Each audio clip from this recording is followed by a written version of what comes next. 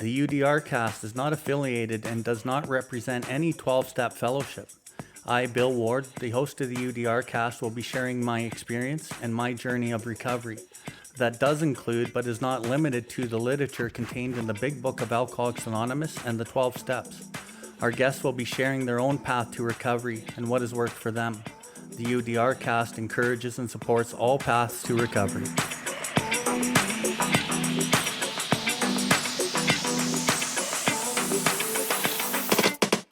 Welcome everybody to the UDRcast. UDR stands for Uncover, Discover, and Recover. My name is Bill Ward, and I'm coming to you from the recovery capital of Canada, Calgary, Alberta. Here we are going to discuss everything recovery, different perspectives, different experiences, both with the people I know and with others from around the world. If you resonate with anything you've heard on this episode today, we ask that you share it with anyone who you think may benefit from it. If you have any questions or comments, please find us at BILLWARDLIFE and send us a message in the info section. We'll get back to you as soon as we can. If you are interested in more recovery content, you can find the buttons for the YouTube channel and other social media outlets on the homepage, and you will be redirected to those platforms. We can recover, one person, one family, one community at a time.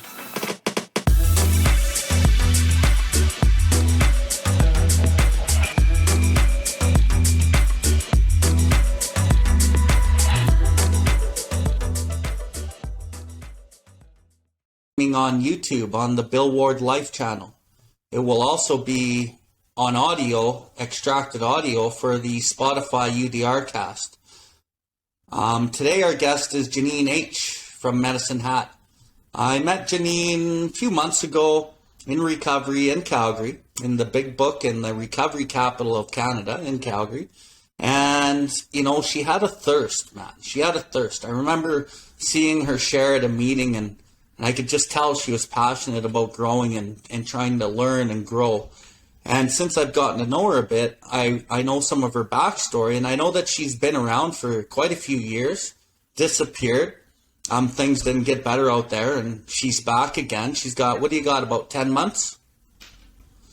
So, Janine, I just want to welcome you back, or welcome you here for the first time, and thank you for joining us and going to share your story today for us. Thank you. I'm really excited about the stuff that you're doing too, and this is really good that I get an opportunity to be on the show with you. Today we're going to go through Janine's story. Normally I don't bring on a lot of people unless they have a year sober or more, typically. I don't bring on a lot of people if they're not done their full first circuit of the recovery program, whatever that may be. But today I wanted to bring Janine on for a couple reasons.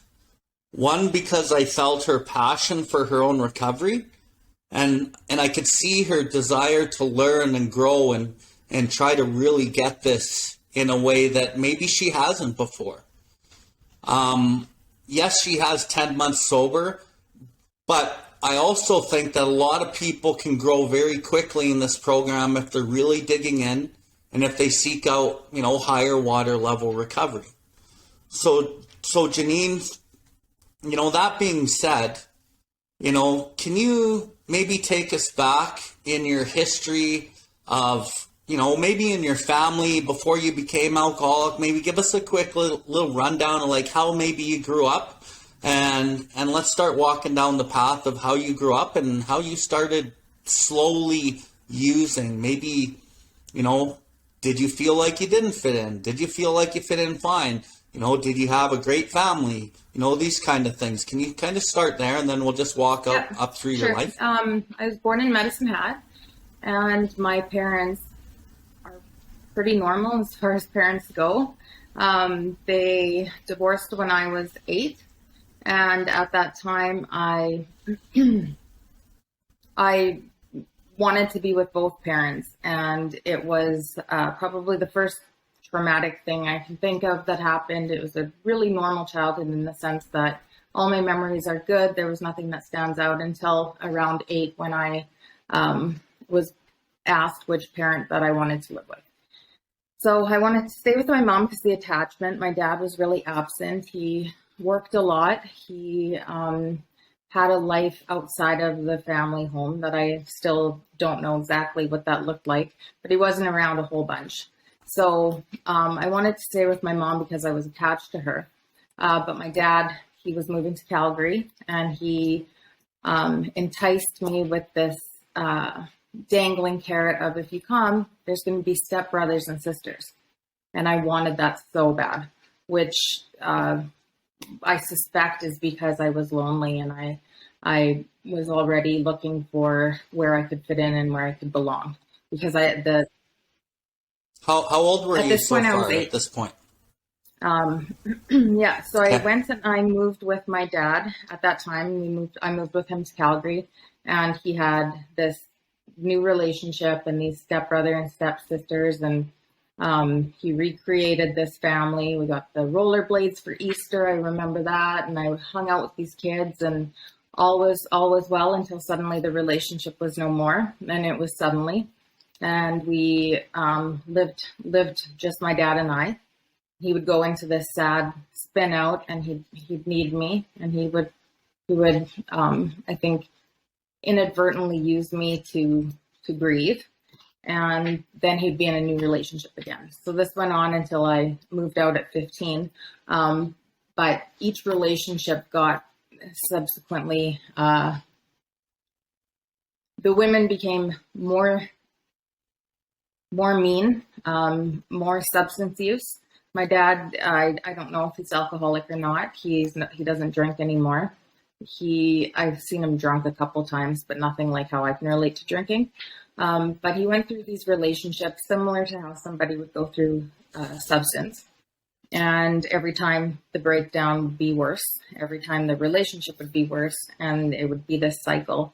And I think a core belief that maybe came to be as a result of that coming into adulthood was this taking care of the needy. It became a pattern in my relationships to follow. So up until 15, when I moved, Okay, hold on. I want to go back. So already you're noticing, or you've looking back noticed that you had this desire to take care of the needy. But you had mentioned something kind of important there a minute ago as you were going through the beginning part of your story, that your dad was using you for grieving. What do you mean when you say that? So when he would be in a relationship, all would be well again. And it would be a honeymoon period of putting things back together in a way that looked normal. The gifts, the kids that would come with the relationship, and the family would be put back together. And he would go on working. Working would be his thing, and I would kind of fall to the wayside of this new relationship and the new production of the relationship. And his work. He worked a lot. He still works a lot. But when the relationship fell apart, it would be like, "Ooh, I notice you," and he would be as the relationships went on and as I matured, I saw how broken he was. So I don't know if he was broken down every single time like that, but towards the last couple of relationships, he was pretty broken, and I remember him sobbing. I would have been 14, and he was like, "Why does this always happen to me? Why does this always happen to me?" And just feeling so helpless to help him. And I was also baffled. I don't know why this happens to you.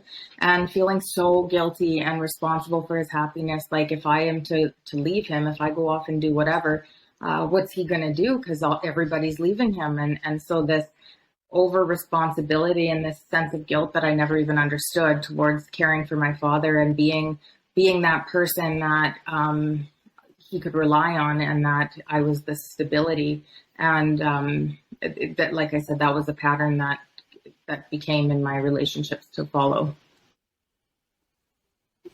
So he was using you in a way to, like, as a therapist, so he would kind of confide in you and talk to you about these adult issues, and as he's kind of confiding in you to whatever degree, maybe it's light, maybe it's medium, maybe it's heavy, I don't know, but you're starting to develop like the guilt and the shame and feeling sorry for your dad, and already kind of having the attachment to, well, I can't really leave my dad alone. I don't want him to feel like that. So these things are already developing at a pretty young age. He never actually really talked about anything, because that would have made things a lot simpler. He just was suddenly interested in me and noticed that I was there. And then it was Janine and my dad, and it was like, it's just you and me, kid, you know, that type of attitude, until he had another relationship. And then I would fall to the wayside as he put together the new family and the new relationship, and his work resumed as it was. So I had the attention from him, and he relied on me for the comfort, more so than a dialogue. But yes, what you're saying. And at a young age, did you feel like, okay, I have my dad back right now, and this is really good? Or did you have the thought of like, holy, I'm going to lose my dad again as soon as he finds a woman? Was there any thinking like that when you were younger, as you're going through these things? I remember, so the moment that I was talking about, I was just trying to get back there in my memory, and I don't remember thinking either of those things, actually. I remember thinking, like, I don't know why your relationships break down, because he was crying and saying, why does this happen to me? Why does this happen to me? And I was thinking, why does it happen to you? You know, like, well, I don't understand why it happens, because my dad, like, he's like, especially now, like, that he's grown and matured, and we have a great relationship, and he's married long-term, 25 years, to my stepmom now. He's a amazing person, and he, you know, I didn't date him, obviously, but he didn't have extreme addictions. He wasn't physically abusive. He got quiet when he was, you know, he wasn't verbally abusive. There wasn't any of the things I could actually see why these things were breaking down. So I remember being confused, like, I don't know why this is happening. And just, it was almost like I was having an outer body experience watching this broken person. And I remember thinking in that moment, this will never happen to me. And thus was born my extreme sense of self-reliance, that I was never going to I was never going to depend on somebody, that when it didn't work out, because relationships, I could see from this point in my life, don't work out. They're short-lived. And then this splitting of the assets and this breaking of, you know, the human soul every time. And I was like, I'll be okay if I don't depend on anybody that's ever going to be in a position to hurt me in that way. And up until this point of my life, I've been pretty successful in that way, which has brought me, you know, to my knees on a spiritual level, on self-reliance, to the point that it almost killed me. Okay. So going back, I stopped you when you were like 14, 15 years old. Kind of take us back to 14, 15 years old. What was going on, and where'd you go from there? So by 14 or 15, I had not been to a school yet for a complete year. I was always moving around because my dad was moving around for, you know, the relationship. The relationship would break down, and I'd be in a different part of the city, so I'd be going to a different school. This had started from kindergarten, even in a smaller city, so I don't really know what was up with that. I'd move zones and they'd move me schools. So I had never really gotten roots. And I know now from being in the field of work that I am, that's a huge protective factor, is to be in the same school, in the same community, so teachers can have an eye on you and you get a feeling of belonging. So up until this point, I was just kind of drifting along. And at 14, I was in grade 8, and this was the first school. It was in Invermere now. And I had just come back from living a year at my grandma's in Medicine Hat while my dad got himself together again. And I came back to Invermere at 14 to start the school year again. And he was in another relationship. So I just met this lady, and it was the last of them that I could tolerate. She was really, really unwell. So I was in a school where it was like the place that I had the longest amount of schooling. I was going on to my second year. So I had a couple of good friends that I had made that were continuing on. One of them, we were getting into trouble. We were starting to skip. She came from a single mom home. We were starting to skip and just kind of questioning the ways of our parents. I didn't have a lot of attachment to my dad because we didn't talk the whole time. So when it came to this age where now I am figuring out that, what are you going to do when you say no? What are you actually going to do? Kick me out, And so I was starting to go to parties, and my dad was saying, don't sneak out, don't do this, don't do that. And I realized there wasn't anything that he could do, because he wasn't going to kick me out. And I wasn't feeling like I was losing anything in the relationship, because there wasn't a whole ton. We didn't have a deep emotional relationship at this point. So I wasn't really listening to my dad. I was skipping school a lot, and I had my first drink when I was 15. And where's your mom through all this? She relocated from Medicine Hat to the island, to Duncan, BC, outside of Victoria, when I was probably 10. So at the time it was like she would phone me in the mornings, maybe 3 times a week. And I didn't tell her anything that was going on ever, because I didn't want to get my dad in trouble. So she was oblivious for years. It was into my adult life that I started to tell her some of the things that had went on.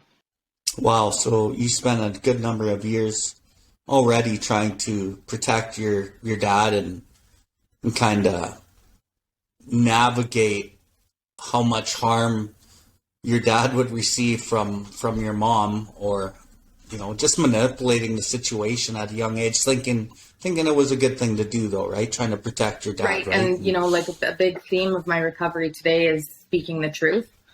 And that was nothing that was ever going on in the house, like between people, let alone anybody that I would be able to do that with. So I remember exactly what you said, doing gymnastics around what to say and who to say it with. And I don't want to get this person in trouble, and I don't want to worry my mom when she's so far away. So I really had a lot on I put a lot on my shoulders in that way, because I didn't go to either parent for different reasons. But I lived in like a kind of imaginary world by myself, where I just thought a lot about things and tried to solve my problems on an intellectual basis.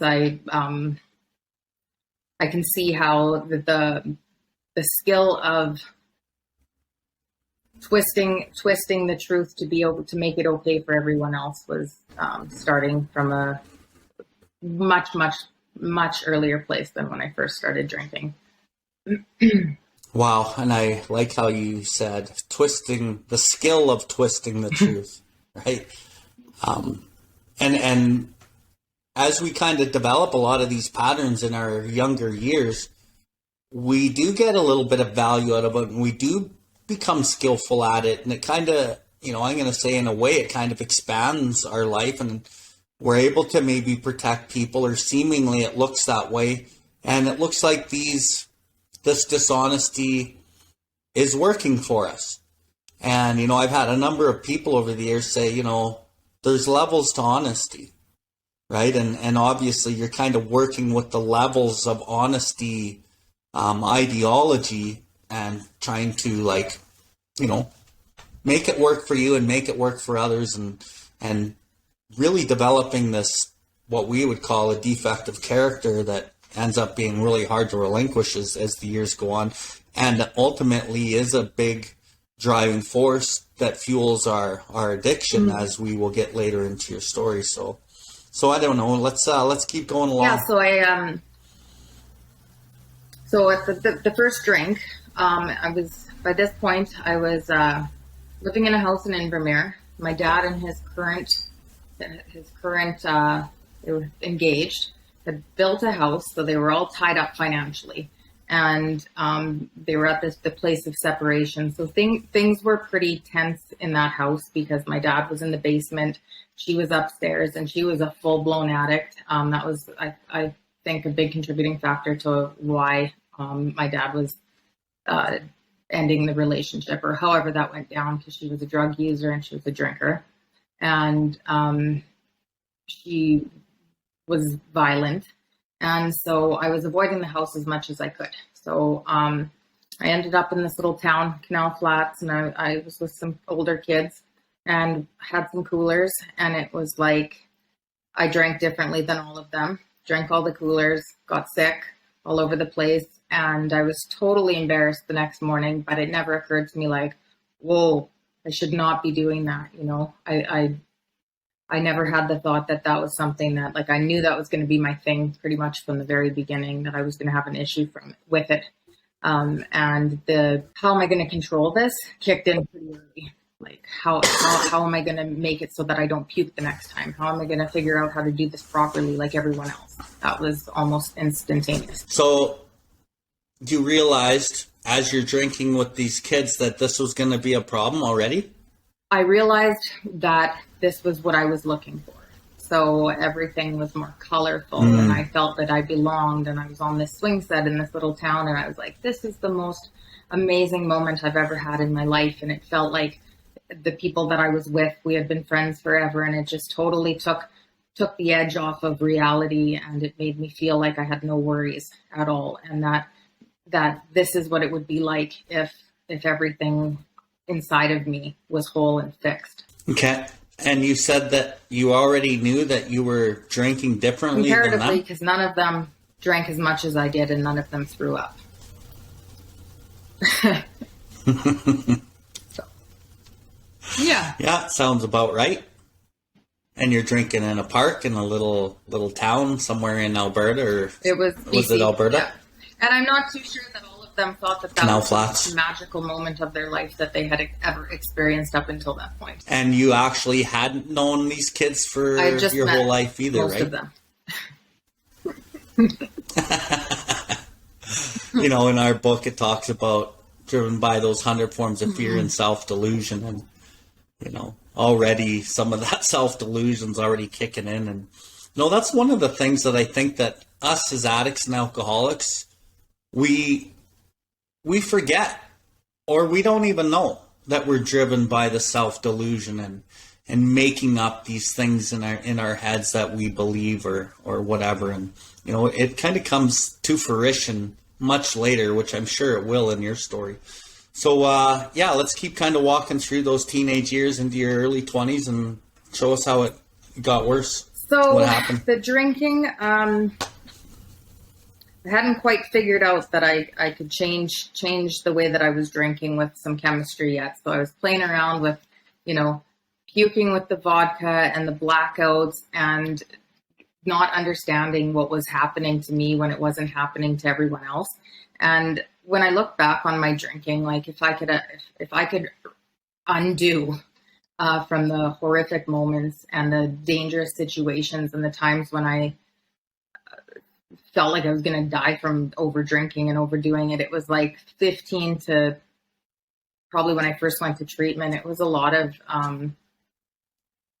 drinking that was like horrific, you know, like blacking out at a party and waking up with like burns of like one time in Invermere, we lit tires. We put a whole bunch of big tires and they all melted and it goes up into the sky and then comes down.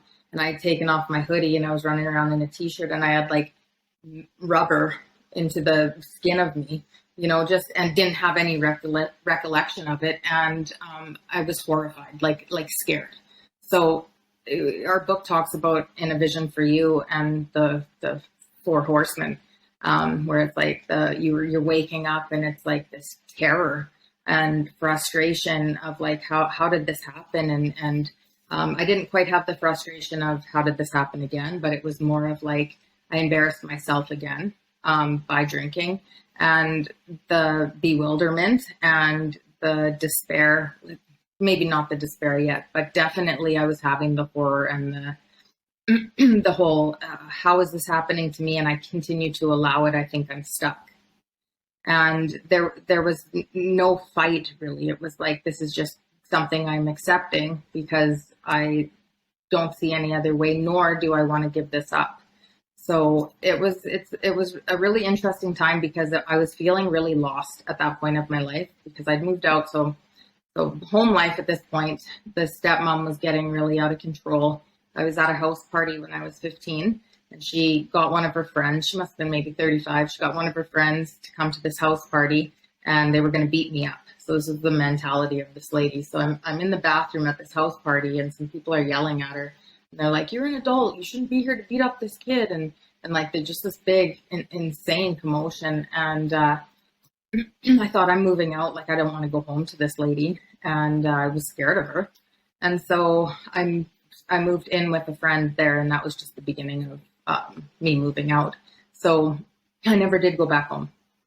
And Okay, so this woman is together with your father, and you live with them at your father's house, and she's sending people to this party to beat you up. Where was your dad's place in all this? Did you talk to him about it? Did you say, like, what's going on, Dad, or anything like that? so this is actually a sticking point with a lot of people, and it's something I don't really know how to answer that question, because it's a theme that continues to be pointed out to me that I know is there, but I've spent so many years just like this is the norm. So the questions that come up are very similar to yours. Where was your dad in all this? Or like, why wasn't your dad protecting you? Or why? And the healing in that area hasn't come completely yet. As it gets pointed out, I can still feel a raw part of me. But my stepmom has been amazing in like acknowledging that and validating that. And I've come to, in the relationship that I have with my dad today, which, like, again, I feel a little bit guilty talking about this because he's so much different now. But this is the truth of my story, and it is what it is. So the way that he is now, I believe that he perhaps he has the same ways of going about things, and he's got his own defects that come up in certain ways, and I think he just has a hard time standing up for himself, and even at the cost of and in the line of fire for his child. So did I have a conversation? I'm not sure. Has he ever really stood up to come to bat for me? Not really. But he has in the background. So never direct to somebody, but he's always been supportive in the background. And I used to be resentful. But in the process of my own recovery, I come to just understand him as he is and accept that and actually see him for what he's doing. And that he is my biggest supporter. It just doesn't come in the way that, it should have, or maybe even that he would have liked to. But he definitely supports me, and especially now as he's on his own journey too. He's coming to see these things and changing too. But yeah, he definitely didn't protect me. And again, that's something that probably moved into the self-reliance theme as we're talking about this. I'm just, Okay. Yeah. Yeah, it's funny how things get revealed the more that we talk about it, right? And then back to your stepmom. So that was the same stepmom that you have today? They were in the process of splitting up, and that was a long drawn out thing that I was glad that I moved out early for. So they eventually split up. I never saw her again from that. I never saw her around, and it's not really talked about. So from there, I had moved out, and he met my stepmom shortly thereafter. And they've had their own crazy journey that has been like wildly spiritual and amazing, and a whole bunch of like the situations that come to form somebody's faith and believe in a higher power. They've had that going on in their own way. So it's been, they're at an amazing place, and they're still together, and their lives have totally changed as well. Our journeys have been really different, but the spirituality piece, it's funny because my stepmom, she got spiritual first, found spirituality first and that path. And at first I was like, should be talking about it, or should be showing me things. And I would listen kind of, and I'd be like, oh, this is really wishy-washy. And now I'm so grateful because she's got some like amazing understandings and tools, and just she's an amazing support now as I'm on a spiritual path of recovery. Okay, cool. Yeah, and for any of the listeners out there, I'm glad Janine really corrected, or not corrected, but just brought to light the fact that her dad has changed a lot, and there's a lot of things in human beings that they do things that maybe isn't how they wanted to do them, but we're all kind of growing and learning on this journey of life and healing, and your dad is no different, right? And you know, bringing the point up that he has changed a lot and is really important. And I often tell my story a lot, and what I forget to do sometimes is, you know, give credit to the people who I might have been telling the story about, and maybe forgetting to show the listeners how much different they are, how my relationship with these other people are actually flourishing today, and how much people do grow and change if they really want it, right? But you brought up another thing that I wanted to touch on. So, you know, as you were speaking about your dad, you felt some guilt in expressing it, but it was your experience, right? I remember when I first put up these platforms and I had my YouTube channel going, this is a couple years ago, and I had been at my mom's and I was asking my mom if she had checked out my YouTube channel and this and that. And, you know, I had parts of my story on there and whatnot. And she said, yeah, I have listened to some of your YouTube, Bill. And she's like, and I don't really like what was on there. She's like, you know, some of those things that you put on there hurt me, because some of my story is about my mom and how, like, my mom's life affected my life, right? My mom would date guys that would beat the shit out of her, and I hated her boyfriends, and I fucking would scream and yell, and I said, I hate this guy, and, you know, he ended up committing suicide, and fucking all of these things, right? And he used to beat her, and I'd see her come down the stairs all bruised and beaten. And so in that moment when my mom said that, I said, yeah, Mom, but that was my life. That was my experience. That's what I saw every day. That's how I felt. That's how my life was to me. That was the reality of my life in those moments. And she didn't like that, but I think in that moment, she really understood that. And so I've gotten over a lot of my own shame and guilt on how I talk about my story, because of exactly what I just said, right? And I'm glad you have the courage to be able to share your truth too, right? Because without that real truth and honesty of how you grew up and how you perceived it, it's hard for people to relate to us if we butter it up and we smooth it out like it was all good when it really wasn't, right? So I really commend you for doing that. And, you know, I think the more that you share, the more that guilt and shame will go away. And, you know, maybe at some point you have the same conversation with your dad that I did with my mom. And there was healing there. And I'll finish with this on that point. In that conversation, because there was so much I didn't know about my life, because my mom wasn't really around at first, I asked my mom that afternoon if she would ever go with me and speak to me and allow me to ask her any question about my childhood that I was making parts up for, because I didn't know. And she said, yeah. And she said, give me a bit so she could process. But then like a couple months later, she said, yeah, I'm ready. You can ask me anything about your life that you want. And then we drove out to the mountains. We spent like 5 hours together, and I asked her every question. She answered me honestly and vulnerably, and it just connected us even more. And like, my mom's always been my rock, but that just really gave us a really tight bond. So that was a beautiful thing that happened in my recovery, which was only about 2 years ago. I like what you're saying here about, anyway, you know, the more than just more than me talking about it, to remedy the guilt and shame, because as you were saying that, I was thinking what's actually remedied the guilt and shame is the conversations I've had with him along the way, and the fact that he's changed and been receptive to that. So when I can talk about it now, it's because I've talked about it with him, and I feel like, although there's that part of me that's like, oh, I feel really guilty about exposing this part of him without him being there. It's like, no, like, this is my truth.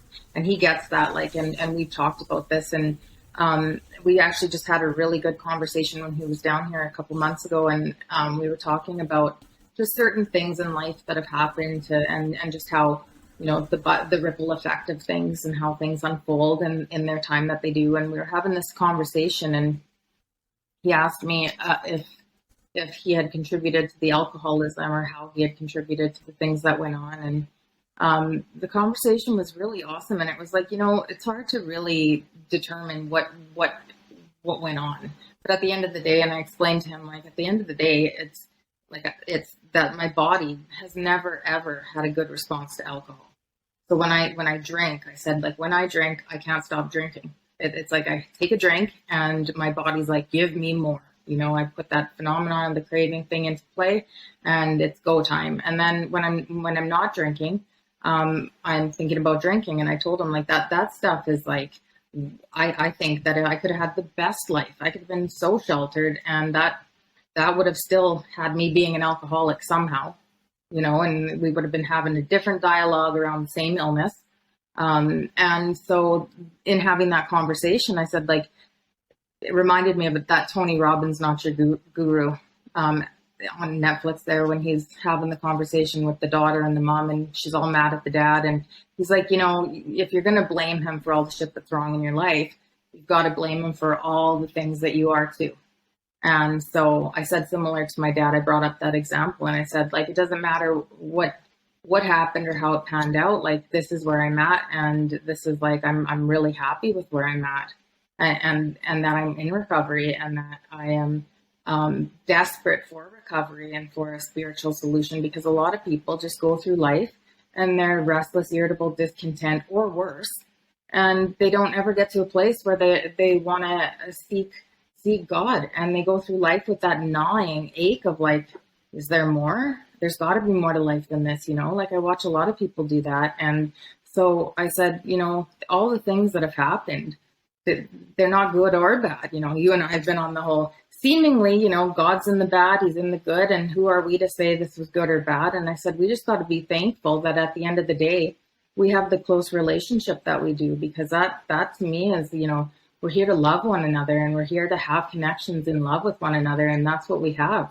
And our relationship just continues to grow. So I don't think that trying to dissect the past and put some blame on it and analyze it to death it's impossible. So we just got to stay right here and continue to grow and develop our relationship in love. And that's that. So. I love that. I love that.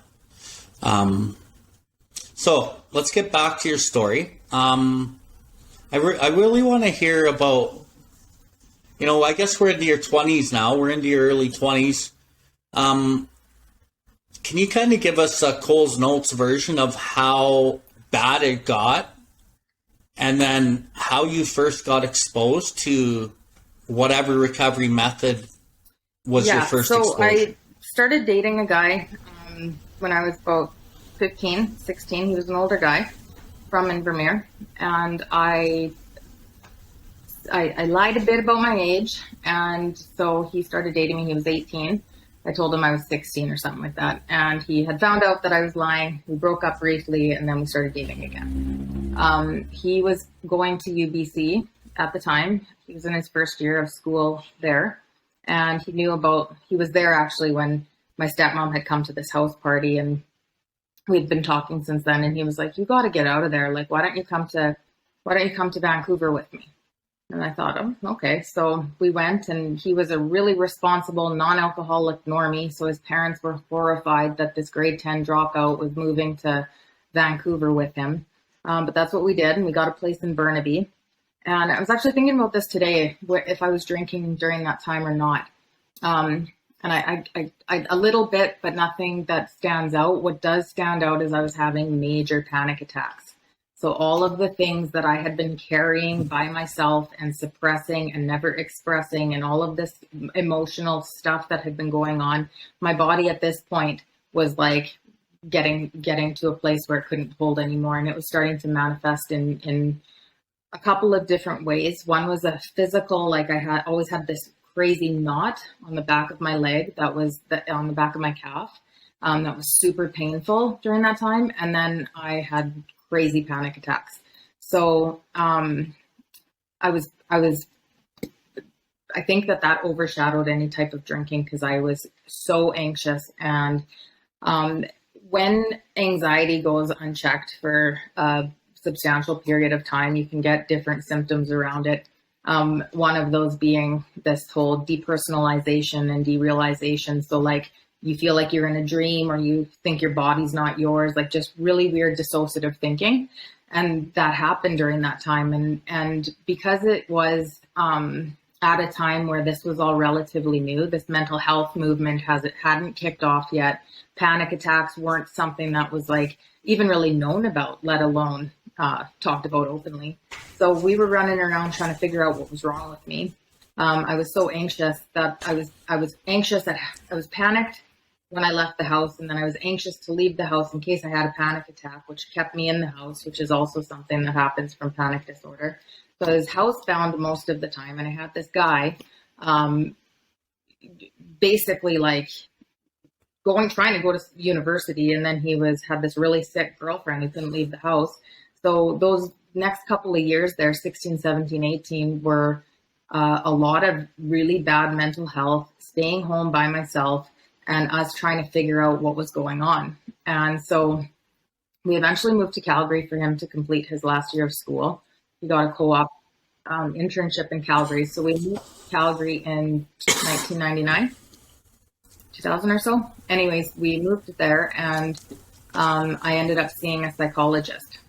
And we went to 2 sessions. One was with him, and we showed up together very codependently. And she did the session and humored us. And then she said, you got to come back by yourself.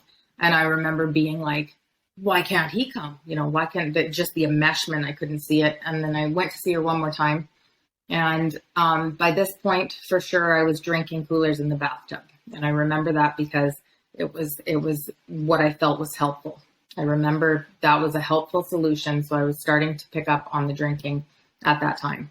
So this psychologist, she says to me, in a way, and I can remember this so well, because I was like, it was the jumping off place of my mental health, where I couldn't imagine not making a change, but I couldn't imagine staying like I was.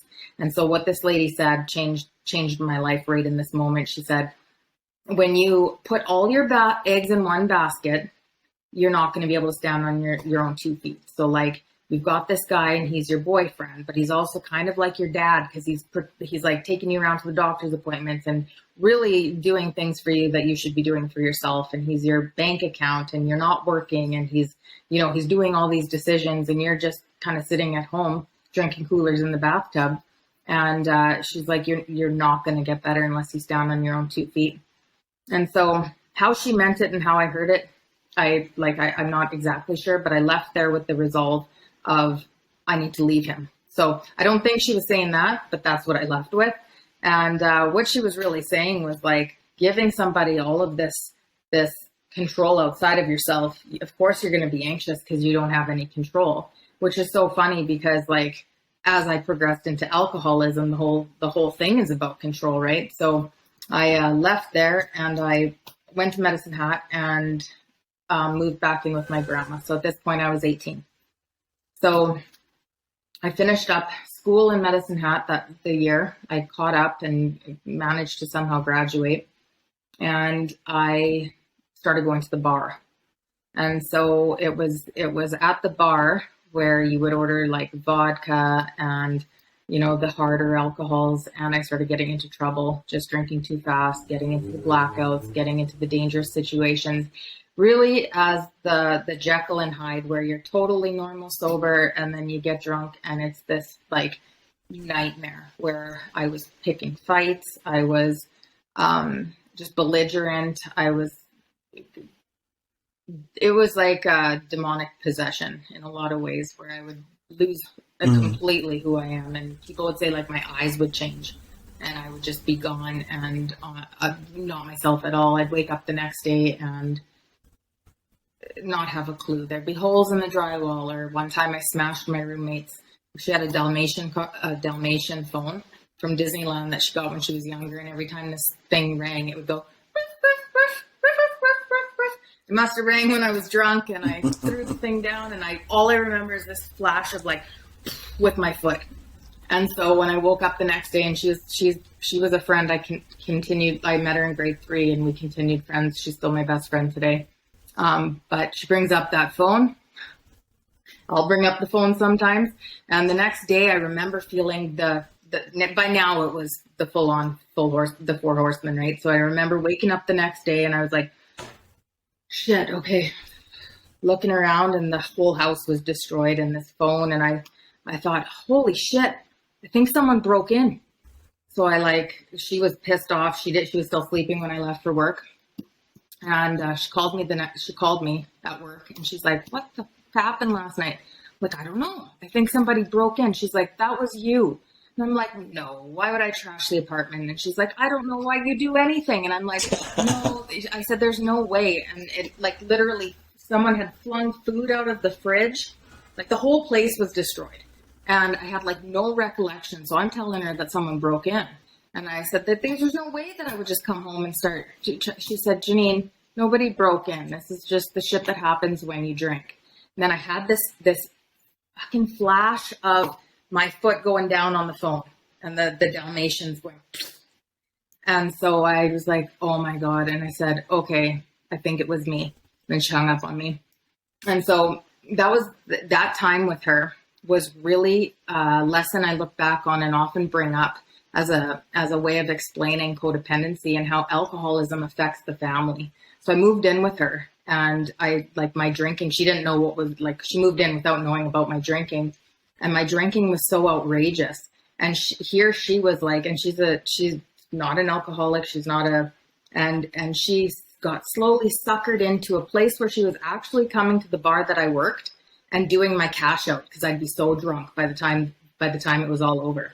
And I was telling a friend this the other day, and they're like, she was an employee, right? And I was like, no, holy, but yeah, it just to a place where suddenly she's doing my cash outs for fear of the rent not getting paid or me losing my job or whatever.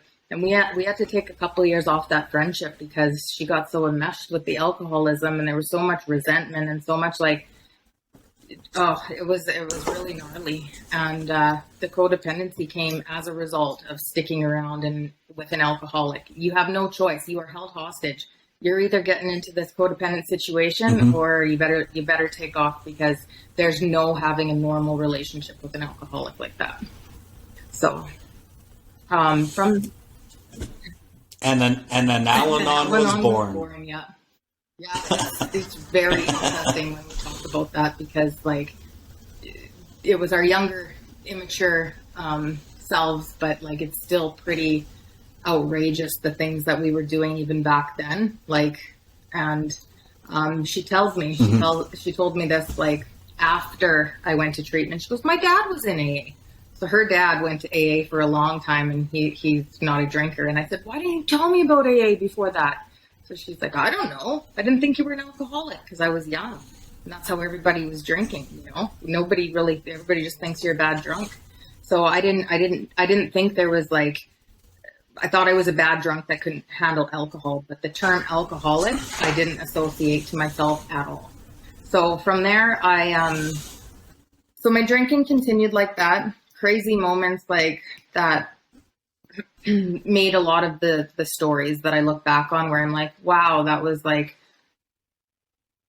dangerous and fun and wild. And it was the highlight reel of my drinking, but also the really scary things that I would never want to do again, nor have my kids do. That was kind of the drinking. So it was lots of parties, lots of living on the edge, so to speak, and the stuff that movies make alcoholism to be. And then it got to a place where I was working at a pub, and I discovered cocaine.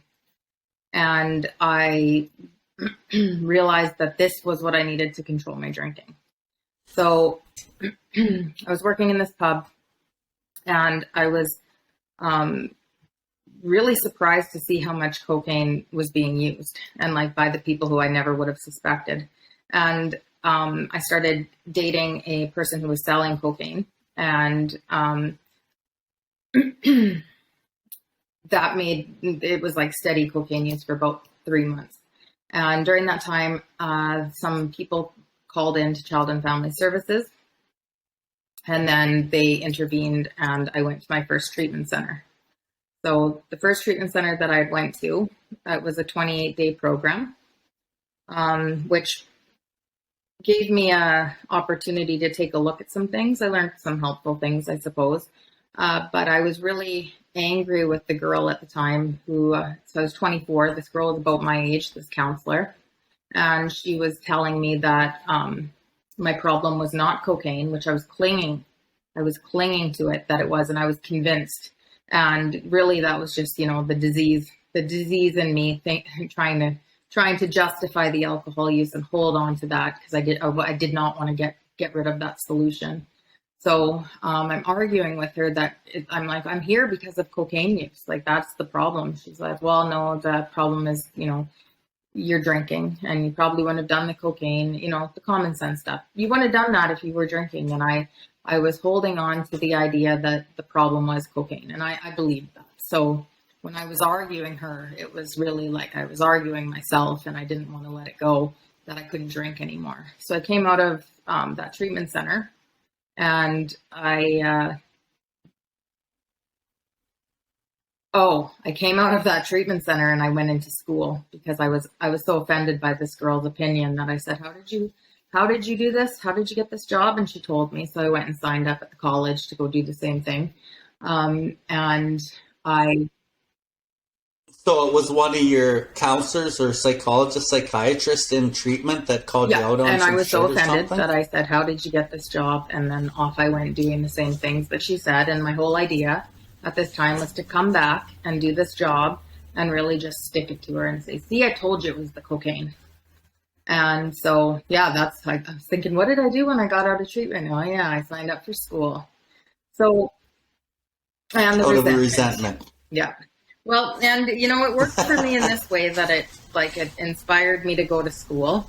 And it was in going to school, and I don't know if it was my search for, like, I really wanted to figure out what was wrong with me because I knew that there was something not right with me.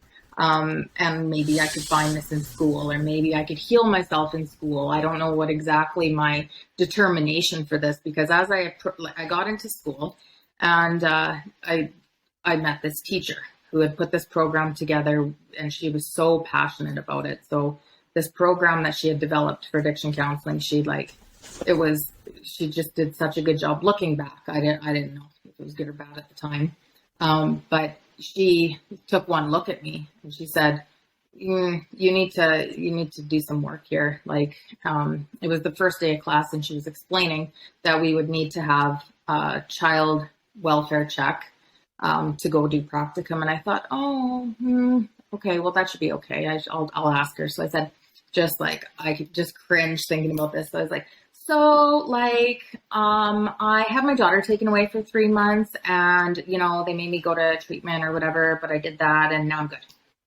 And so that should be okay. And she just was looking at me, and I said, what? And she's like, someone took away your right to mother. You need to look at that. And I kind of was just like taken aback. And so that's what I mean. Like, I don't know what was driving me to go to school the way that I was driven, but I was like, I'm going to do this, and I'm going to come back, and I'm going to do this well. And then this lady, my teacher, she really pushed me. Like, she pushed me in a way that maybe she was pushing my ego. I'm not sure, but I was like, I am going to do this. So she told me that she wasn't going to let me continue in the program until I did a year of some 12-step stuff. And that was my first kind of kick at recovery. And it was really, I kind of wanted it, but I kind of didn't. So I was going around the rooms, taking what I wanted and leaving the rest. This lady said, you have to go do some 12-step work for a year. And this lady was like working in your this lady was path? the creator and instructor for the addiction counseling program. Mm-hmm. Okay.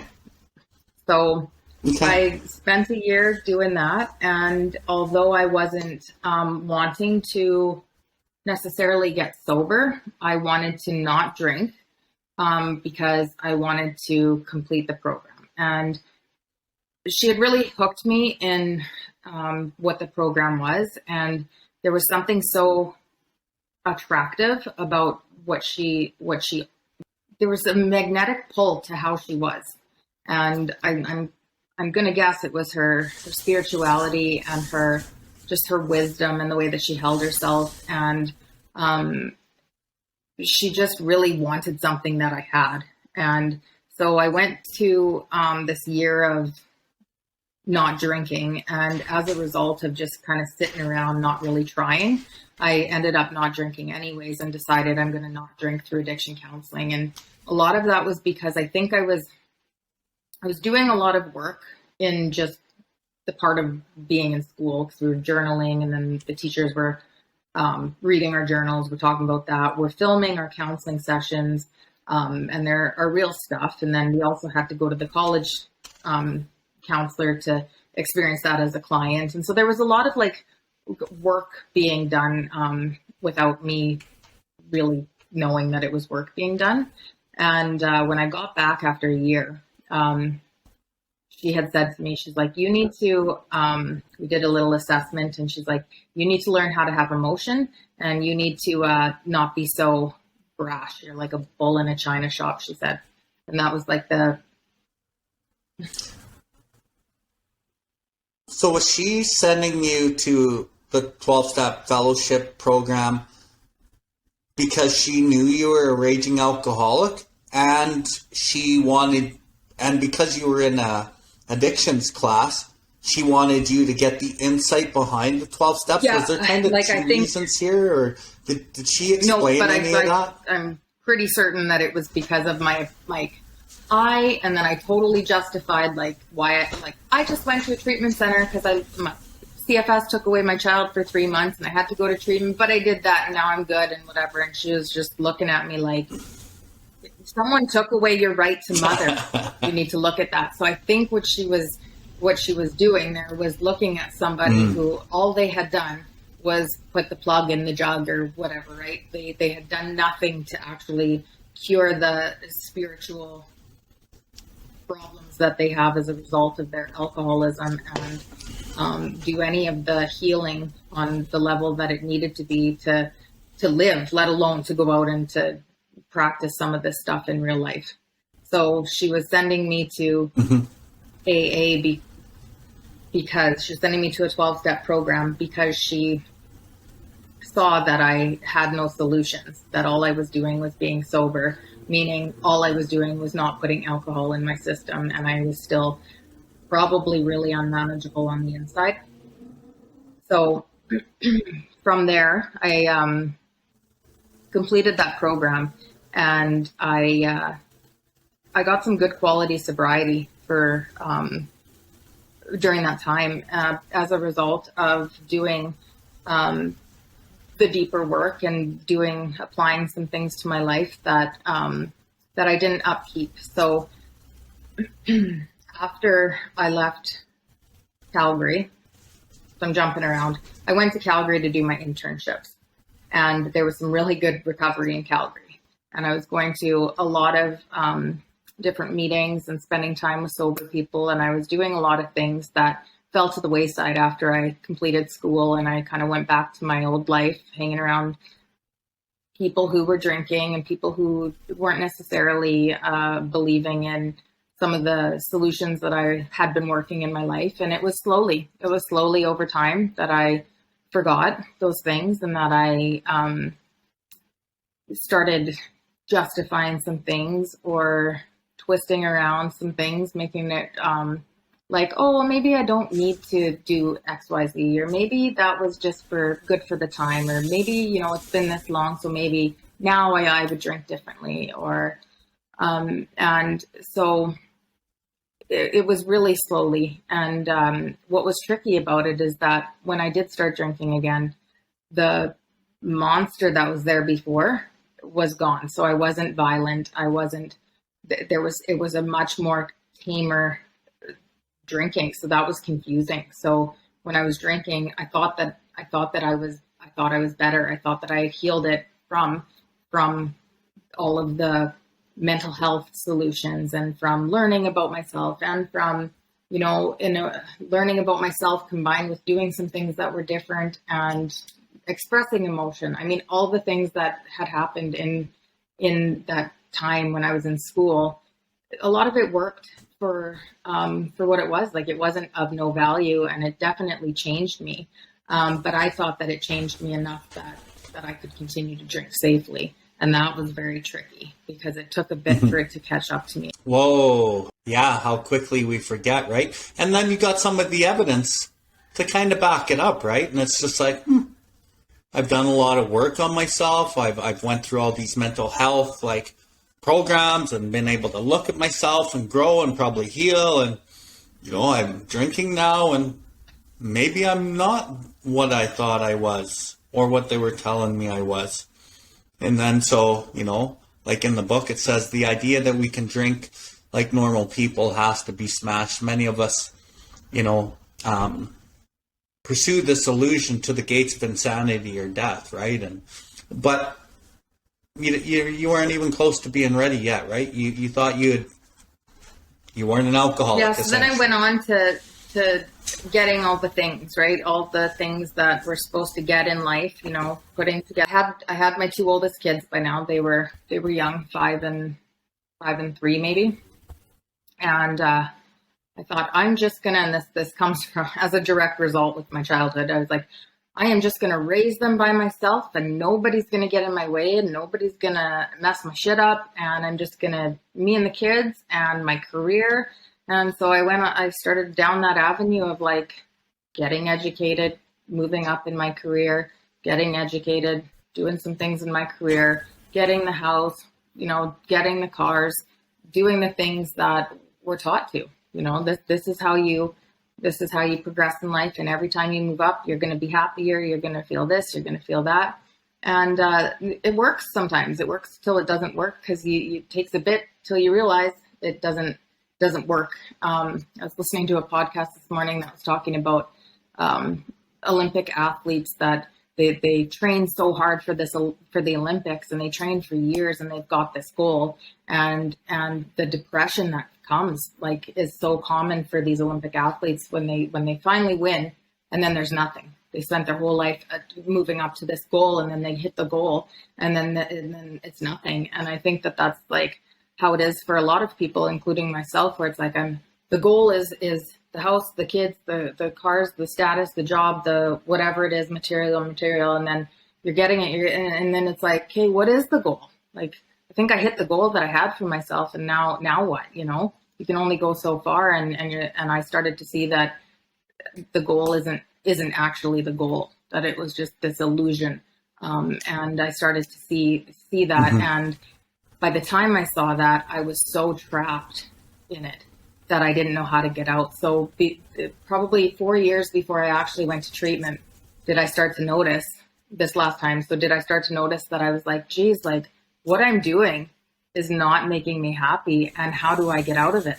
So is there a line in the literature that reminds you of exactly what you're talking about? The second delusion that you speak of, that, the delusion that we can wrest satisfaction or happiness out of the world has to be smashed. Yeah. Is he or she not a victim of the delusion that we can wrest satisfaction and happiness out of this world if we only manage well? And just to reiterate, victim means somebody that's been tricked or duped, right? And you were tricked and you were duped, and to whatever level or degree, most of us are tricked or duped. That all of these things from outside of ourselves are going to make us happy. The car, the woman, the man, the family, the job, the status, all of these goals that you're trying to obtain. You hit all these goals and you're like, okay, it's fucking an illusion. And in the book, it talks about it's the delusion, right? And a delusion is an ideal that I hold to be firmly true. But when I look at the evidence, like you just described, it's actually not true. But I still hold on to the ideal that this is going to be true. But really, it's not true. And to smash that is very, very difficult. Smashing those delusions is really hard because there's societal belief systems that you grew up into based on the foundation of our society of individualization. And and the billboards and the parents and everybody talks about it and shows you it, and you try to wrest your own satisfaction, happiness out of this if you manage it well, if you pry it and manipulate it and get things in life, and you get all the chess pieces on the chessboard of your life in the right position so that you can checkmate life. But the thing is there's no checkmate of life. That the best part of your whole journey was probably the journey to the goals, because the journey is the fucking destination, right? That's where you're building a lot of your self-confidence in your truth, right? And as an alcoholic addict, we'll fucking burn it right to the fucking ground here, right? So thanks for bringing that up and knowing that piece in the literature. Yeah, that's when cool. I look back to when I was starting to develop a faith in God and using a spiritual solution to anchor me, that was practicum during addiction counseling. That was 2010. So I was going back and forth, if you can picture this, with a 5-year-old and a 2-year-old. I was going back and forth twice a week for these 8 months because I had family court going on because my ex didn't want the kids in Calgary. And then I was working a job in Medicine Hat and then doing my practicum in Calgary. So I had a little basement suite and I was driving these kids back and forth, and I had papers and I had like assignments and readings and groups and like being at the practicum and that work, and then working on the weekends and just raising kids. And when I think back, it's crazy to me how calm that period of my life is, and how present I was, and how unafraid, and how living in the moment. And I didn't have fear. Like I was just kind of going, taking it a day at a time, an assignment at a time. There was definitely some hard moments. I remember one time I came up to Calgary just to get a day in before my practicum, but the practicum ended on like the first or second or something. So I ended up sleeping in my van in the Walmart parking lot in Strathmore just to get it done. And because I didn't have a place to stay and I didn't have a lot of money as a student, so I just slept in the van and did the 2 days and whatever. So I did a lot of things, and it was more of like an adventure around it rather than a fear, because I knew that God had me, and I was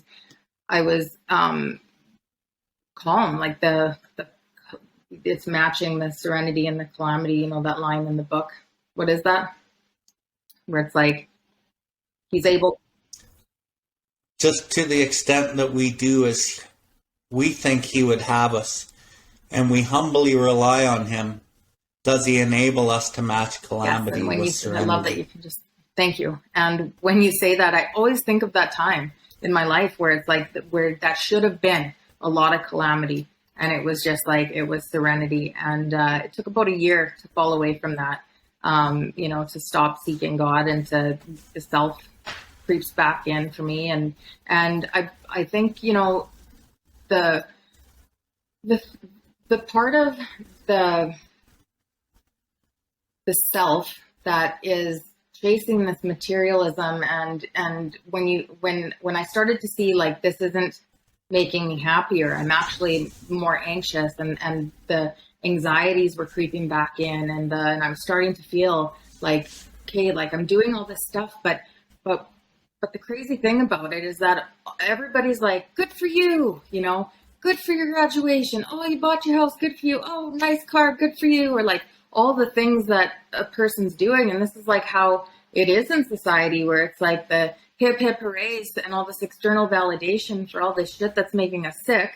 And, if people aren't talking about this like this, the person's left going, well, what the fuck? Like, I'm doing all these things and all these people are telling me hip, hip, hooray. So this must be working for everybody else. When I go on my social media, I see it's looking like it's working for everybody else.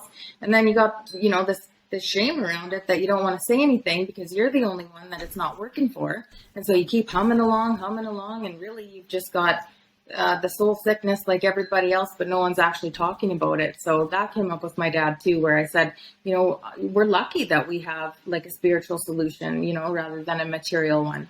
And that we've come to places in our life where we see, like, holy shit. Because sometimes A, you don't see, and then B, people can see it, and then it's like purgatory, where it's like you got half yourself is in this old life, and your other foot's trying to get into this new life, but you don't know how, because you're so trapped with your bills and your mortgages and your car payments and your job that you can't back out of, because how are you going to pay for everything?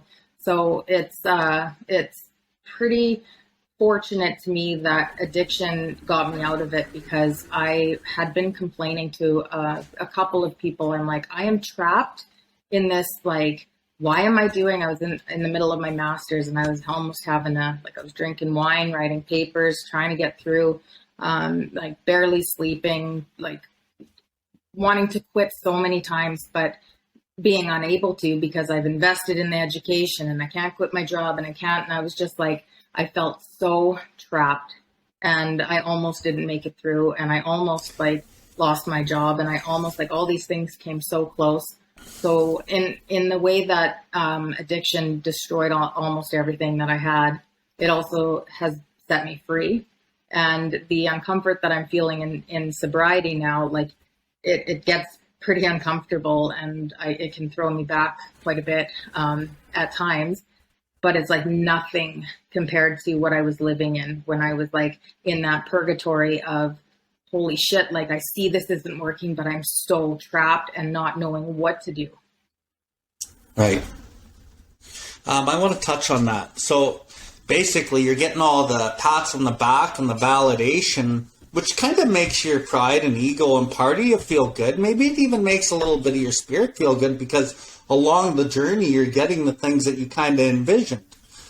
But as you're getting these things, you know, it's like, congratulations, welcome to bondage itself. Congratulations, here's some more bondage itself. Congratulations, congratulations. And there's kind of like this mixed up feeling inside as you keep going down this path. At first, it's not bad.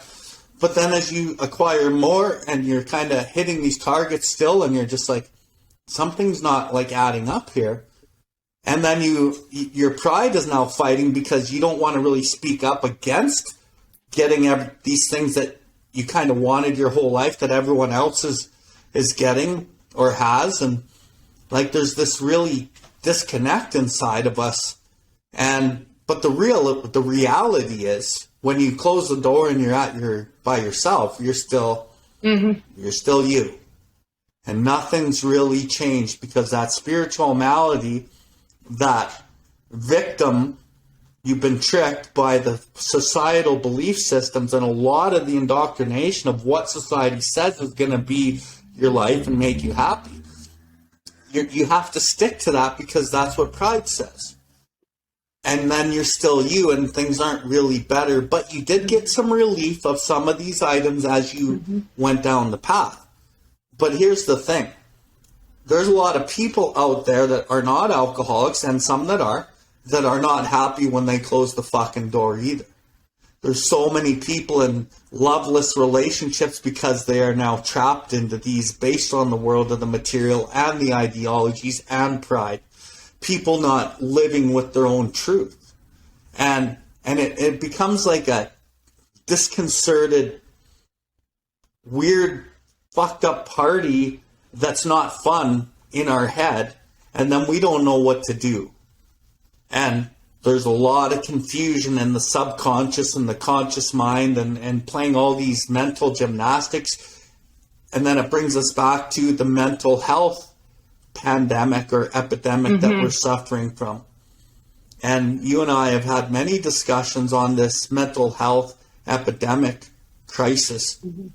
We've agreed in many respects that it's actually not a mental health crisis. It's a spiritual health crisis that looks like it's a mental health crisis. And because our society doesn't focus on really any real spiritual components in our foundation of our society, there's little sects of it and little pieces, and there's certain people doing it. But as an overall viewpoint in society, it's not really focused on. So everyone is just trying to fix the symptoms of the anxiety, the symptoms of the depression, the symptoms of the physical health that is manifested into bad physical health through the anxiety, the depression, the stress, and all these things, right? And, you know, I think that's the biggest thing that I would like to bring to the world.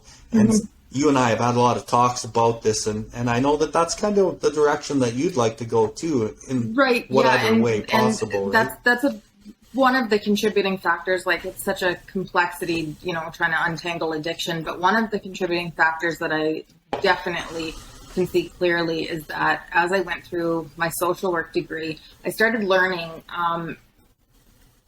things that aren't necessarily a solution for me, that are really cool as tricks and, try this, try that. It sounds cool, but like not gonna, when I'm sitting in this existential crisis of like, holy shit, nothing that I'm doing is working. And I'm like, deep breathing does not get me out of it. That's a cool trick for maybe some, I'm scared to do some public speaking maybe, but the solution for this existential soul crisis isn't found in a lot of the clinical interventions that you find in addiction and mental health. So my alcoholic mind was like, oh, and I recall this happening, like, oh, look at all these other solutions that there are. Look at all these easier, softer ways. Oh, let me try this and let me try that. And all of these things that I learned how to do that are effective in some contexts, but when it comes to like what I think that we're lacking, I don't think that a lot of those interventions are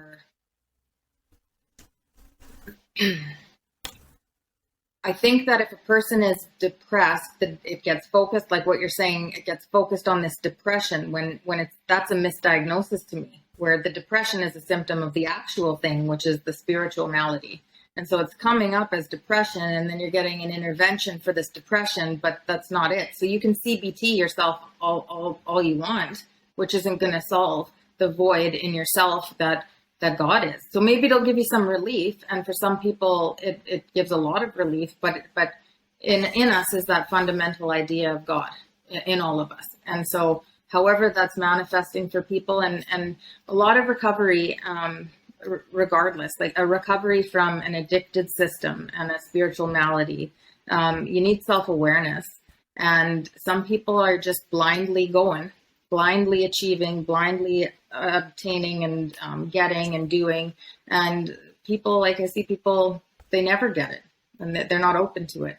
And so these ideas that this mental health thing are perpetuated by people who are not seeing the need for the spiritual solution. But I believe that because spirituality is creeping, it creeps in. So it creeps into the mental health world because it's a real thing. So like the research doesn't lie. And so you got to mention it as spirituality. But part of it, I think, is, and this is a little bit kind of off topic of what we're talking about, but I feel I should say it, is like people are so offended nowadays. They like to be just like told it's going to be okay. And nobody wants to be told, you need God. So spirituality is like, it's just like a little, got to throw it in there because the research says that it's there. Otherwise they wouldn't put it in there because it's not really focused. It's just kind of like, and you could try spirituality, So with being in the mental health stuff, and there's lots of stuff that is effective for certain things, and that has been highlights of my career. But when it comes to this stuff, we're talking about like the real stuff behind closed doors that people battle within themselves. I think that putting mental health as the solution confuses people. And an example of this is like when I sponsor and I go in to talk to somebody about defects, right? How are you going to do any sort of appraisal on yourself, an inventory, and say like, you know what, I'm being afraid. I am being really selfish here. I'm being whatever, when you have a label to blame everything. And so it's really hard to do recovery in a way that you're healing those parts of yourself if you have a label to, and people, honestly, there's a lot of people that just, they really truly believe that it's this and these things are because of that. And so as long as you've got this label that you're holding on to, it prevents you from doing the heavy lifting that is really going to cause the change and the movement. And on that note, you touched on it already. A lot of our world says you're okay just the way you are. You're okay just the way you are. Everything's going to be okay. No, you're not fucking okay just the way you are. No, everything's not going to be okay. It doesn't get better. It usually gets worse. And if you don't take a good look at yourself and take the personal responsibility to work yourself through this, and I would hopefully suggest a higher power to go with you. But our society doesn't want to talk like that, right? But you and I both know, because higher power and God, creator, spirit of the universe, whatever, is such a huge part of the spiritual awakening and recovery. We have no issues talking about it, but the normal world has issues talking about it, right? But we both know that's the way to go, and it is the solution to the mental health aspects. And I'm not here to bash mental health, because it's a huge component of spirituality. It's a massive component of spirituality. But in the mental health world, spirituality is not a massive component in what they're doing. So in essence, there's a lot of trying to fix a fucked up mind with and a I really fucked up noticed mind. it, like, think of the last conversation that you and I had when I was in, like, distress, right? And I'm struggling, and you're just like telling me how it is, and you're telling me, and it was making me feel better, because I was like, okay, that is the truth. And so it was like, I was like, okay. And even though what you were saying was like I think a lot of people would be offended or think it was harsh or whatever, because it's true, like in the way that you were saying it, is like, this is what you're doing, and this is what is causing you the pain, and this is like the truth of the matter, and because you're coming at it from a place of like bringing God into it, and the truth of it all, and the love in it all, and it's like that's effective to me where I am right now. That's effective for me. Where if I was to phone someone else who came at it from a place of the world, I would get a completely different message, and it would be like, I would be the victim, and they would be like co-signing my crap. And although it would feel potentially good for a minute because I'm tricking them, and I know that I'm tricking them because on some level I know that I've caused my own problems, I would get off the phone and I would not feel any relief, and I would not get any better as a person into recovery, and as a person who's trying to shed myself of the things that are causing my problems. So if I today, like if I need to do some work around things, I'm very careful who I speak to about it, because those two messages are very different. Like how you're saying, we have these conversations about, higher power and relying on God and all that. And for us, it's normal, but for other people, it's not. And in recovery, having discernment of who you go to for your advice, and to bring somebody into your world and your problems that you're having, you have to do that very carefully, because it can be confusing if you don't.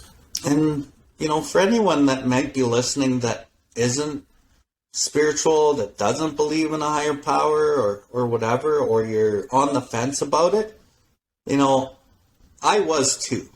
And I'm sure you were too, and most people in recovery were on the fence or wanted nothing to do with it. But,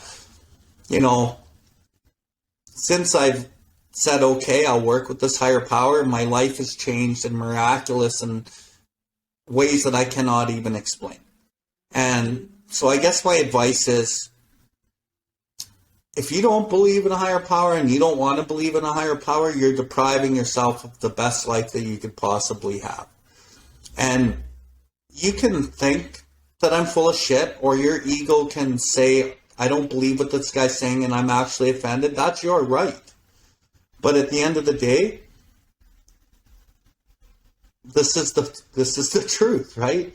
And it's not just my truth based on my insecurities and brokenness.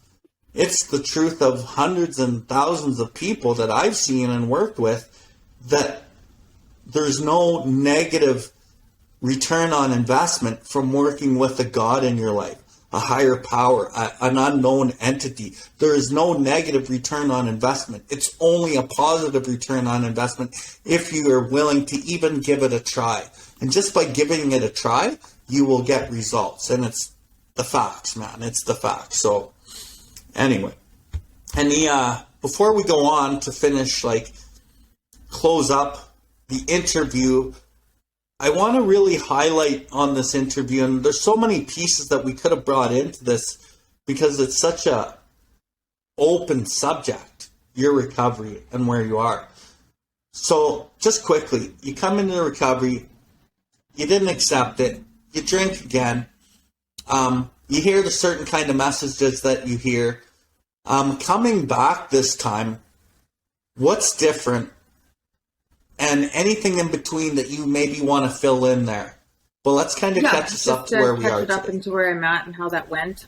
So yeah, I like I said, I went to school some more, got some stuff, did the things that society says to do, and I felt relatively okay until I wasn't feeling okay, and realizing I was trapped, and the drinking I started to pick up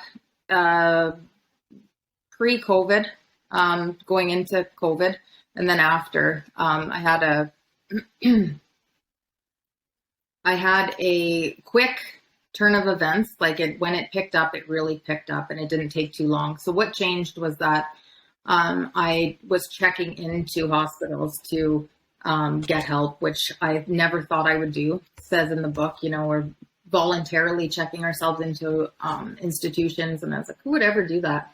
But I was doing that, and then I was starting to get suicidal and a couple of attempts, and all of the things that I had collected along the way. I just knew, I was like, hey, I have tried everything I can think of. My grandma raised me very Christian. I've watched other family members experience the spirituality of Buddhism. I've researched and I've taken philosophy of religion courses, and I've spent years in the church, and I'm familiar with the literature that, I've read along the way, and then some, and through my education, through my experience, through all of this stuff, I was just nothing lines up. The things that are true, they're all kind of lining up to the need for a spiritual solution. And I never was able to do that in church. So as much as I wanted to, and I believe that is a reason that people have a hard time coming into a spiritual place, because it's well, I've been to church, I've done that, I've tried. And I think that it's as much as you experience religion to connect to God, there's a lack of how do I do that out there? It's how do you actually do that? And so by doing the 12 steps, that's what it's there for. The ultimate goal is to connect you with the higher power. And I thought, you know what? I'm just going to give it a try, because what I'm doing is going to kill me, or at minimum, I'm going to live a life that I know that I'm trapped in, and that I'd rather be dead, because sometimes being alive and knowing and not being able to get out of something is way worse than just not being around, as gory as it sounds. So I didn't know how to continue anymore. So when I went to treatment, I was pretty open to whatever. And I think that universe did what it needed to align me with a lot of the people that I needed to, combined with the search and the truth inside of myself that, finding a higher power that I can connect to is going to be my solution. And it was all the things I had been denying over the years, all of the things that I was pushing away, and the pieces of the truth that I had found along the way, all of the things just kind of started to align, where it was oh yeah, I remember learning this, and oh yeah, this is actually, all of this is relating. So it started to kind of come together in a way where things were making a lot of sense. And it wasn't quickly. It looks like things happened for me quickly, because it's I came in, and then it was but all this knowledge was floating around with with nowhere to really go, until I connected to a higher power. And from there, I was able to be okay, this has been true, and this has been true, and this has been not true. And it was a quick kind of sorting out and then seeking out. And so, you had mentioned, seeking out higher level recovery, and it wasn't I was oh, that's lower level or that's higher level. I think higher level as I'm looking up to the truth, I'm looking up to God. So that's when I say higher level, that's what I see it as, is I'm just looking for the truth. And I think, for when I seek God, the book says God doesn't make it hard to find. And so it's I'm looking for people who are speaking a truth that's aligning to the higher power that I'm coming to believe in. And so I found some people along the way, yourself included, and I was just like, hey, I need some help. I need some help this time. And I was taking suggestions, and I was like, just really wanting this to work for me. And I could see clearly the ways that it didn't work for me and why. And I just was like, hey, so things have not happened quickly. They have not happened quickly for me. In fact, very, very slowly, but they have quickly come together as soon as I became willing. That's cool. So it's a really different experience this time around. The universe has shaped things in quite a different order for you this time. And as you kind of navigate this first year of recovery, you've seen a lot of relapses. You've experienced that early relationship that went south due to a relapse. You're also, a lot of inner struggle trying to let go a lot of these behavior patterns, your own self-reliance that, as we have seen, was built for good reason through your whole life. Try not to rely on other people, and through your mom and your dad's relationships with you, you built this like woman that needs to do everything herself.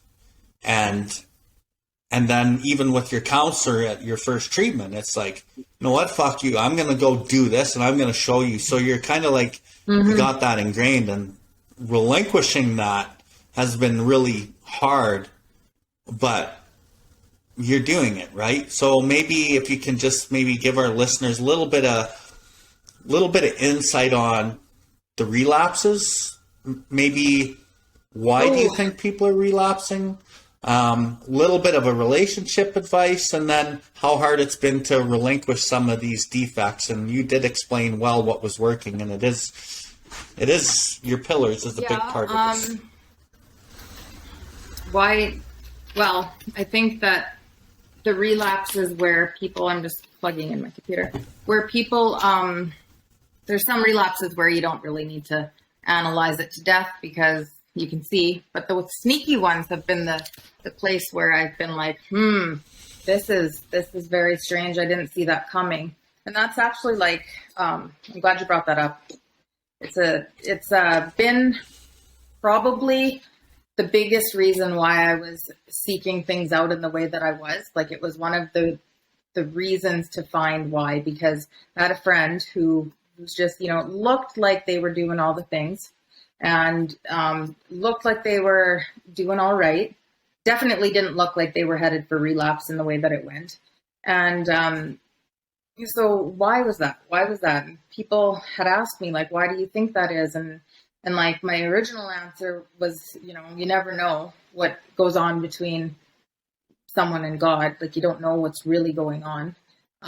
But you brought up along the way something that made sense. And this is just like a hypothesis, because really I don't know, but this fits to me for some relapses that I don't understand, is the whole, a person thinking that they're attaching to God and thinking that it's been God's will, and thinking that, this is all happening in a way that, but not seeing that their hands are all over it and they're still trying to run the show. And a few months ago, that was something that I was pretty caught up with, if you remember that. And I was spinning out a couple times. I was like, is this God's will or isn't it God's will? Because I didn't want that to happen to me. And I was trying to figure out, like, how would I know it's coming? And you had said, you do this to the best that you can, and you try and come at things in love, and have your, be doing your 6, 7 and your 10 and your 11, and just really come at things with love. And then you don't have to overthink, and be talking to people. And, when I think about that and looking back at relapses and stuff, the people that where I haven't seen it coming, there are places where I'm like, oh, I can see how there was self there, and them not noticing. So I think that that's the importance of, like, pillars. And my advice that you're asking, like, what would I advise at this point with a lot of things, is like, pick up the phone earlier. The last conversation we had there at the end, I had that breakthrough where, you were like, you got to pick up the phone or whatever. And I'm like, well, I wouldn't have even known what I was picking up the phone over. Like, I didn't feel like I had enough material to pick up a phone and be like, I'm struggling, because it didn't feel like I was struggling yet. But as we unpacked it, it was like, I actually could have pinpointed from the moment of the trigger, where I was like, oh, I'm feeling like emotionally disturbed. Like, I see myself coming up all over this. And then instead of doing a 10 around it, like talking to someone immediately, specifically within that 10, what did I do? Oh, I just selfed all over that self-reliance. Dogs, let's go for a walk, and let's go do all these things, and let's try to distract myself, and let's try to, minimize it and logic around it. And I was trying to apply logic to get through it, and nothing was working until the place that I was like spinning out. And when we finally connected over the phone, I didn't even really know what was going to come out, because I didn't know what the problem was. And so we were able to pinpoint it, and then it was like, okay, like I did see that place where I was, and because it was like, it wasn't like a big disturbance. It was, but it wasn't. Like, it was, I had looked at something on social media, which triggered a bunch of like resentment. And then I just tried to nip it in the butt with logic and with getting out in nature and skipping the phone call, because it didn't seem that important. And I spun right out. And like, my advice is to really, like, nothing is too small, and the spin outs don't have to happen like they do. And they're happening less and less, but it's like nothing is too big or small for the person that's on the other end of the phone. And I'm like coming to believe that. And sorry, what were you saying? And like I always say, you run around your life throwing matches around the house. Your life is the house, and you run around your house throwing matches everywhere, which are all these little decisions based in self. The little self-reliances, the little, let's sweep it under the carpets. But then, because there's so many little matches burning, eventually the house is on fire, and then it's burning down, and you're in the rabbit hole. And then we finally reach out to somebody, and it's like, fuck, you know how hard it is to help somebody when they fucking the house is on fire?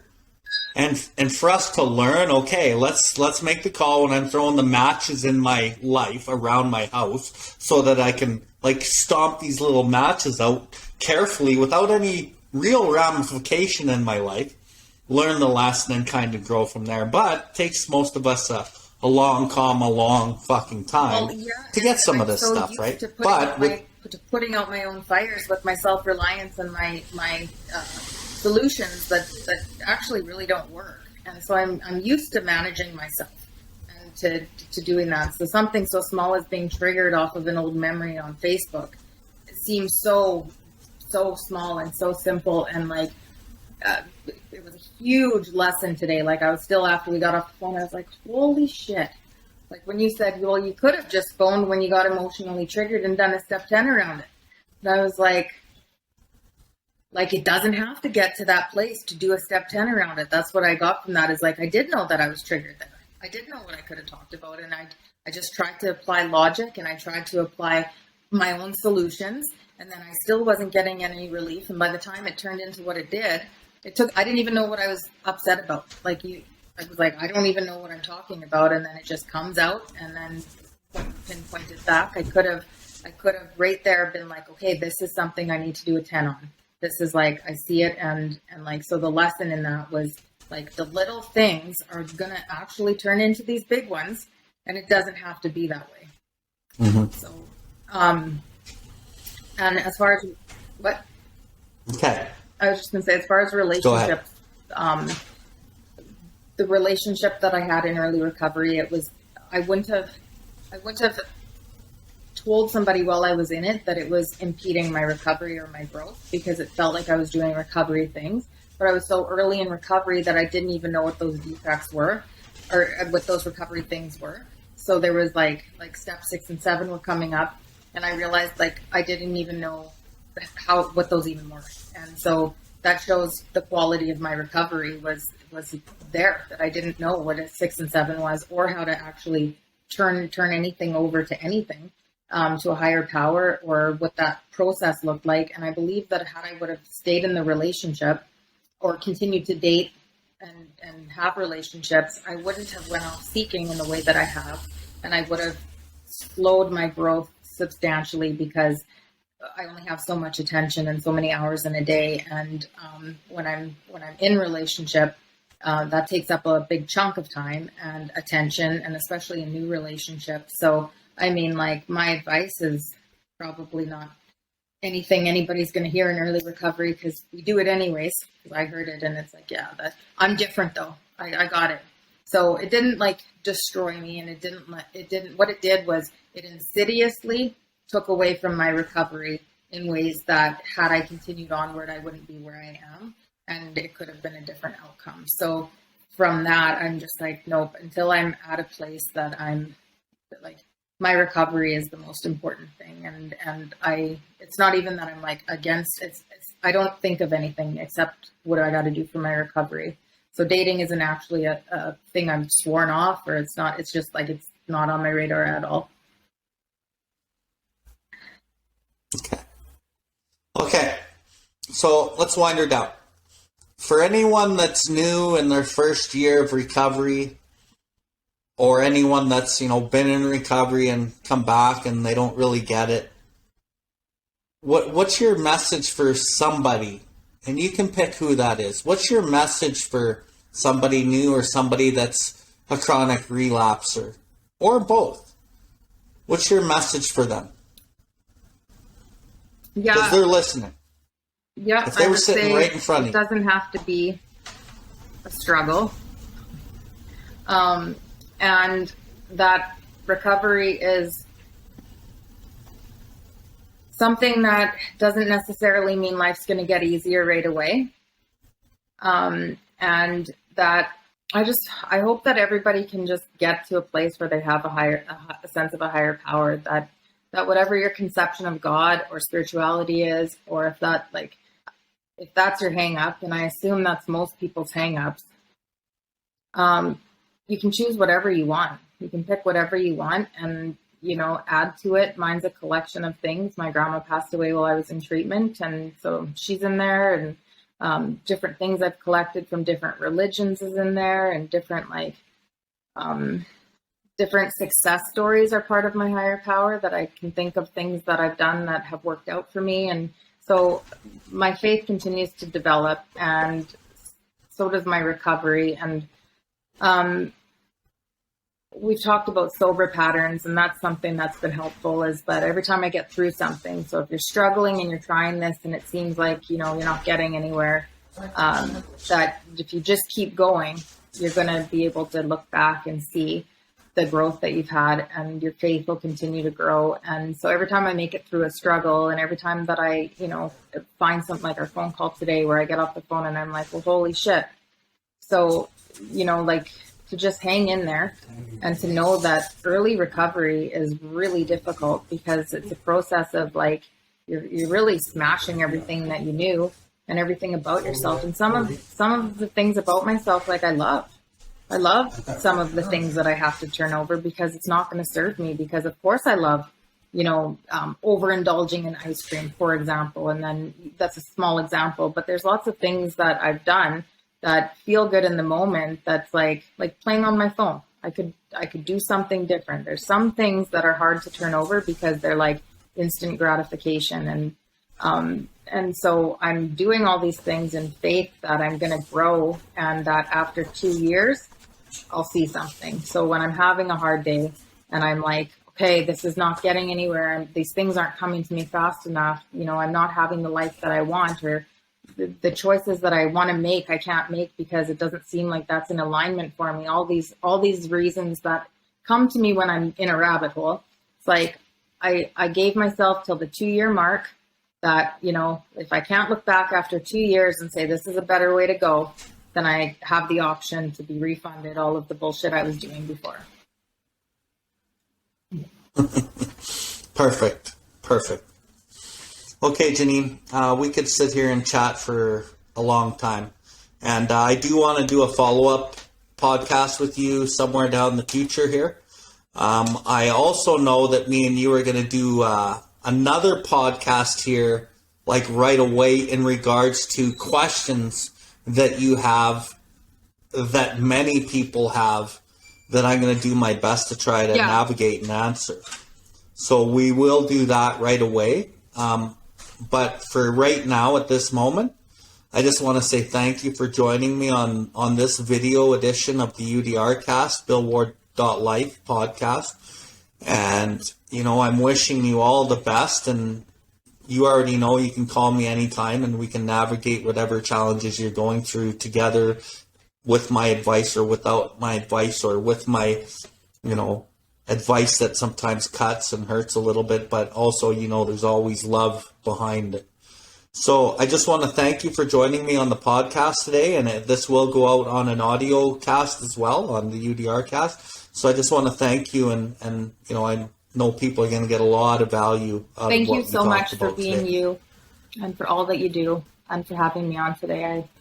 I am honored. Okay, and we'll catch up really soon, Janine. Thank you for tuning in to the UDRcast. We hope you have enjoyed this episode. The viewpoints and the opinions expressed today were solely of the individual sharing them. If you resonated with this episode, please follow us and share this link with anyone that may benefit from it. Please visit us at BILLWARD.life to see everything that we have going on. We can recover, one person, one family, one community at a time.